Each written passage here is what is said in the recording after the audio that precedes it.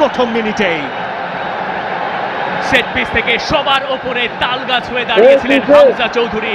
তাকে ধরার আর কারোর সুযোগ নেই। হামজা তার দ্বিতীয় ম্যাচেই গোলের দেখা পেয়ে গেলেন। হামজা যখন থেকে বাংলাদেশের জার্সিটা গায়ে চাপিয়েছেন, এরপরে প্রথম গোলটা তার কপালেই লেখা ছিল। আর কি কপাল, গোলটাও তিনি করলেন কপাল দিয়েই। পারফেক্ট স্টার্ট হামজা চৌধুরীর জন্য, একেবারে সেট আপটাও গেছে। হামজা লাফিয়ে উঠেছিলেন এবং সেখান থেকে যে ফিনিশিংটা দরকার ছিল সেটাই করেছেন হামজা চৌধুরী। গোলকিপারের ঠিক পাশ দিয়ে, গোল লাইনের সামনে কেউ কোনো ডিফেন্ডার ছিলেন না, সেই সুযোগটাই হামজা চৌধুরী কাজে লাগিয়েছেন শতভাগ। ভুটান অবশ্য এই ক্ষেত্রে বেশ হতাশ হবে।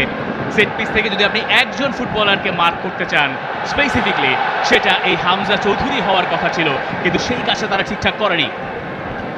হামজা চৌধুরী তার মার্কারদের অনেক পিছনে ছিলেন। তিনি যখন রান মেক করলেন জামাল ভুঁইয়ার বলটা, ততক্ষণে ফ্লাইটটা ল্যান্ড করেছে।